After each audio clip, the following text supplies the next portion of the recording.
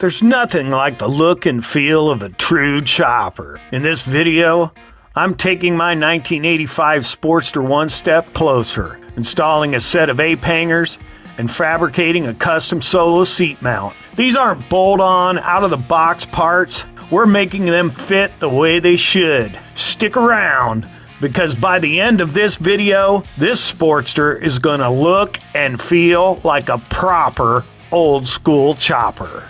I think I've got everything I need. I've been shopping, I've got metal, and I've got all my tools ready to go.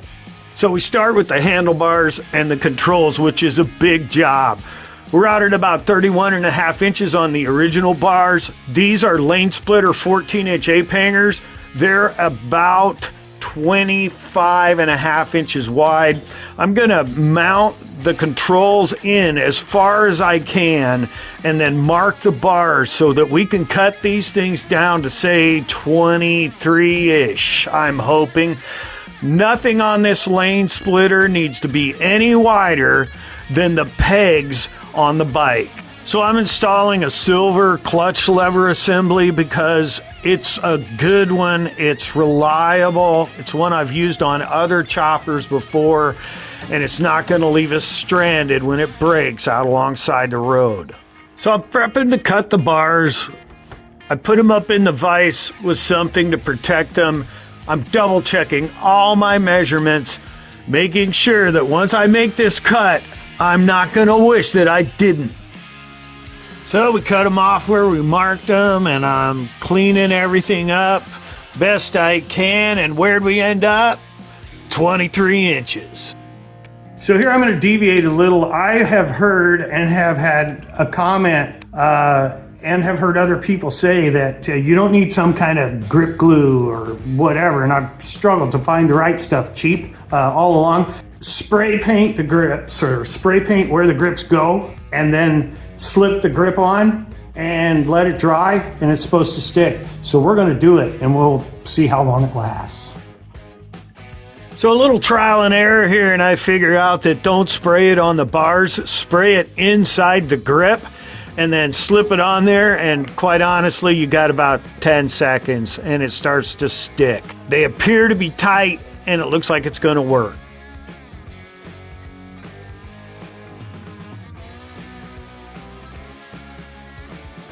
So I set up a stool and kind of sit down just to get the feel. They're pretty dang narrow, and I like the feel of them. So I'm going to run a mirror, not only because it's state law, but because people drive like assholes, man, and I want to know when they're about to kill me. Well, we'll drop the lift and get ready to swap these bars, which is quite a process. These bars are internally wired, so not so easy to get everything loose and know what wires are going where. I'm going to pop the headlight off, take the actual bulb out of it, and then we can access all that spaghetti mess of wires that is inside that headlight. So at this point, I'm just kind of working these wires back so I have a little room to work. I'm going to take and adjust the clutch adjustment all the way in so I can get the clutch lever off the bars. I'm going to take the brake line that has that splice in it off and chuck it because I want to replace it with a new one. I'm going to take apart this right side controls so that I can get the throttle cables off and the throttle assembly off the bike. I marked my accelerator and my return cables. As soon as I take them out, they look the same, but oftentimes they're a different length and they won't work in exchange for one another. So I always mark them. So I marked the cables and finished taking off what needs taken off the bars. So I get it disassembled at this point, and what I want to do is I want to be able to cut the wire in such a way that I'll be able to test this and then rewire down here. I think I'm going to be able to eliminate the wire from at least here all the way up. And the only wire I'll need up is for the headlight itself. So I'm going to mark these 1, 2, 3, 4. I'm going to cut them right here, and then I'm going to cut it right there. And that should allow me to pull the handlebars off, and then when I need to, rewire the bike. So I'm going to mark these wires with 2 pieces of tape and then cut them in the middle. Mark them 1, 2, 3, 4, cut them across all 4 of them. That way, when I pull them out, I'll be able to trace the wires back no matter what color they are to the switches that they go to when I go to rewire whatever I might need to rewire.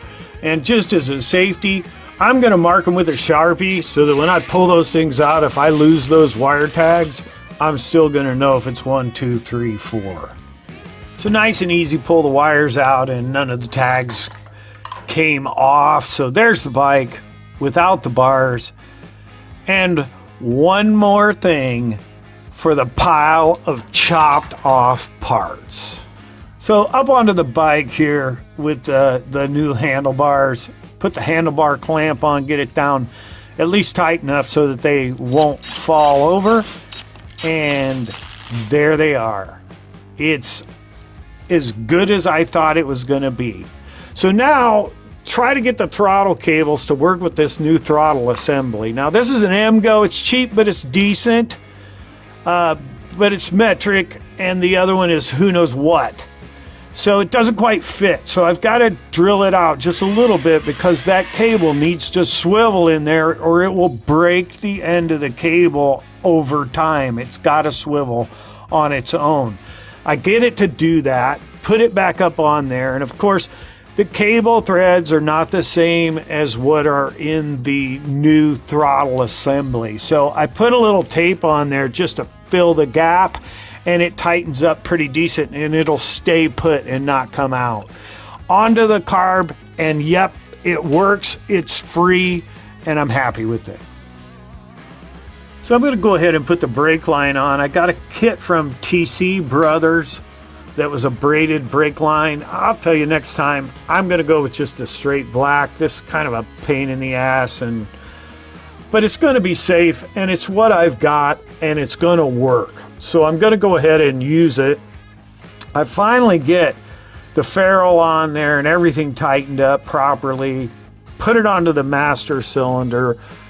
Get it on the clip that goes underneath the triple tree. That's all I'm going to do with that. There's more that's going to have to happen with that down the road.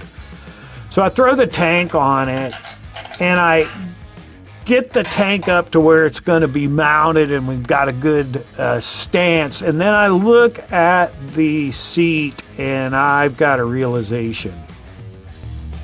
So I go to throw the seat up here because that's what I want to do next is mount this new seat. I put the tank up here and realize I need to put the rear shocks on this. I need to put the rear fender on this so that I can orient this seat to this new stance of the bike. Because once we mount it, that's where it's going to be. So go ahead and raise the bike up. Take the shocks off, because you can't put the fender on with it sitting as low as it's going to sit. So I go ahead and grab this fender, and as I put it up on there, I realize it's got this plastic mud thing flap on the front that I don't want plastic crap on my chopper, so I cut it off there and slice it to get the wiring harness off for the brake light. Throw that on the pile of chopped off parts along with the rear shocks, and then I'm going to go ahead and just mount up the back fender with some bolts that I have so that I can get this profile. You know, as the bike sits with the rear shocks, I mean, it's like 5 inches lower than the factory height of the bike.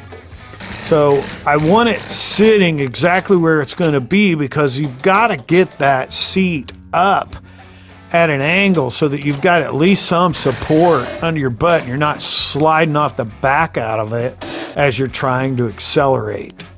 Okay, grab a piece of angle iron, throw it up there.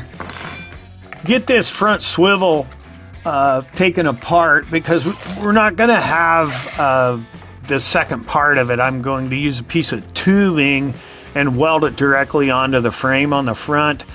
And now I'm just kind of getting a look from back a ways. How's it sitting? Is it at the angle it needs to be? I'm marking all the metal. Now, this is not an exact science, okay? It's a lot of eyeballing it, deciding how you're going to do it as you go, because none of it is standard.